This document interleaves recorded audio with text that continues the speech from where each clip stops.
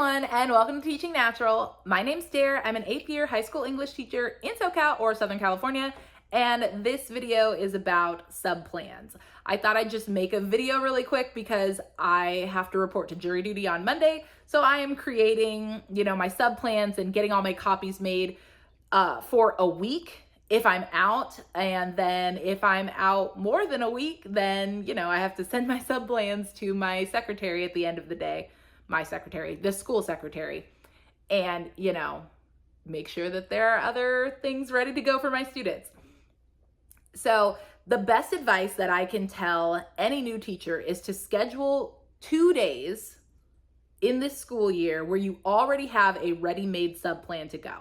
For me, it is around Halloween/Dia de los Muertos. I already have a Pear Deck that requires no teaching. The students just watch the videos and answer the questions in the Pear Deck. And then my other sub day is typically in March, and we are usually working on some sort of writing assignment that I've already taught my students, and it's just a work day. And so I have little lessons like a grammar lesson or Greek and Latin roots, things that I've already taught students. Those lessons are ready to go so that I can use it for a sub day so that my sub doesn't have to teach anything, and those lessons will take up the entire period. So my students should be busy from bell to bell. So that is like the biggest advice that I can give to any teacher is plan out the days you're going to have your mental health day, have sub plans, make sure those days are pretty consistent throughout the year. Like I said, Halloween comes the same time every single year, so I know that I don't have to change much. That way you are ready, and when you feel that mental breakdown coming, you can have your mental health day before that mental breakdown of like, oh my gosh, it is day 1700 of January and September is the longest month known to man, and there are no holidays until like Veterans Day. You don't want to be breaking down and just like worried about writing a sub plan because you need to take a day. Plan your sub plans. So you'll see me writing my sub plans on the wall, and then I will on the board, and then I will break down the paper that I leave for my school secretary, and I leave it on the desk for my sub. Here we go. When I know I'm going to be out, I go ahead and just write my sub plans on the board for my 2 different preps. I teach freshmen and seniors this year. And I like to just have the instructions already on the board so that students don't wonder what they're supposed to be working on. The sub doesn't have to write it down. And my students can't pull like, oh no, she said we don't have to work on that, or it's not due, or I don't know what I'm supposed to be working on kind of thing. It's very clear for everyone. I write down exactly what day the assignment is due, as well as where they can find it in our learning management platform, Schoology. So when I know I'm going to be out, I just go ahead and before I leave, write the sub plans down on the board. That way it's very clear, very direct, and again, just makes an easy day for my sub. I really don't want them to have to do very much other than just supervise the classroom and make sure no students are doing things that they're not supposed to be doing and no one's hurt.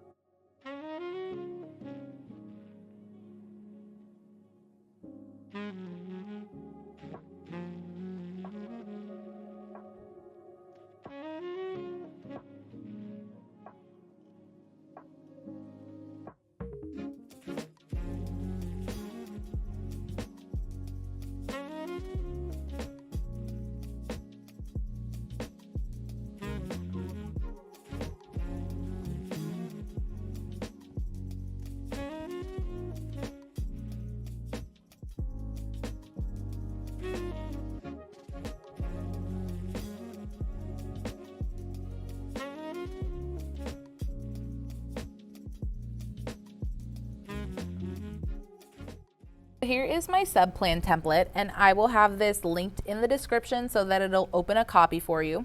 But I just make a template for every year if the periods change, and that way anytime I need to make sub plans, I just make a copy of the template, I fill in the information needed for that specific day, and then I can upload it and leave it on my desk.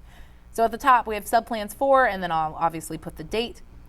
I have a note that tells the sub where a student can find the Chromebooks if they forgot their own Chromebook, or where they can find chargers, so that the sub is not running around looking for things to help students. And then I separate these subplans by period. If I have a class that I'm teaching the same thing multiple times and there's no extra note for that specific class, then I'll just line the periods up together. And then if I have a class where I am teaching something completely different, like it's a different class, I will keep it like this on the subplan template, but then when I go to actually print the subplans, I will put it on a separate page just so that the sub does not get confused between the periods. And then since I have been teaching, I have always had a student who is transgender. And when I first started teaching, I had no idea that the school secretary would print out a roster for the sub. I always thought the sub would use the roster that's on my desk.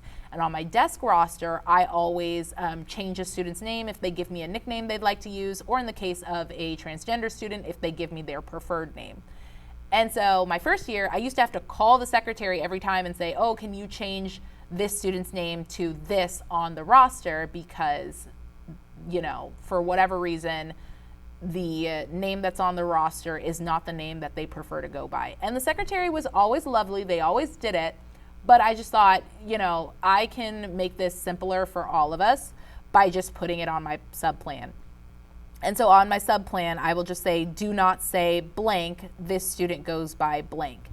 And while I specifically thought to do this because of my trans students, I've also had students who are like in the middle of a court case and their parents are changing their name, or they have a preferred name they go by because they don't want to be referred to as by their parents' name if they're a junior or the third or anything like that. And so anytime I have a student who is adamant, like, please call me this thing, I just put in the subplan, like, please call this student this thing. That way there should not be an issue. There should be no trouble when I am away. After any specific notes for the period, then I put that phones are not allowed and where phones should be and what the sub should do if there are phones out.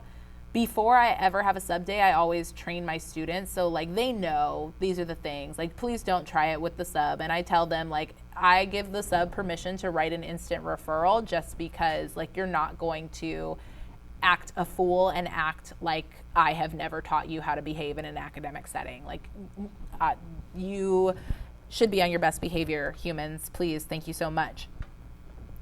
After the note about phones, I then have what the students are working on, and I keep it very brief because I always try to make sure that my subplan is something I have already explicitly taught to students.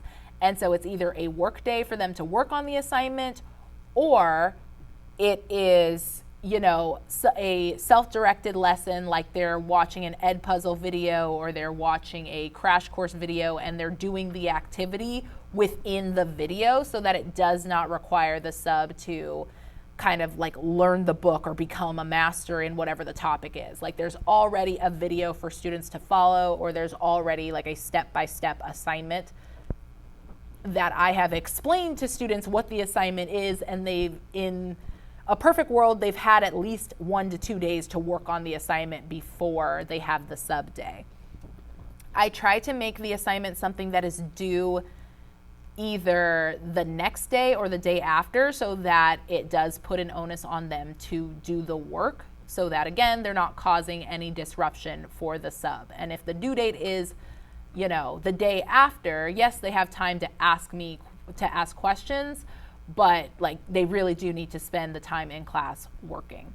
I try to have 1 to 2 things. I don't like to overload students because then they'll kind of freak out, but I always have something that's like this is an immediate thing, and if you happen to be an early finisher, like here's the next thing, but it's not due as quickly as the other thing, just so again that there is a sense of urgency without a sense of panic, so that they are not goofing off for the sub.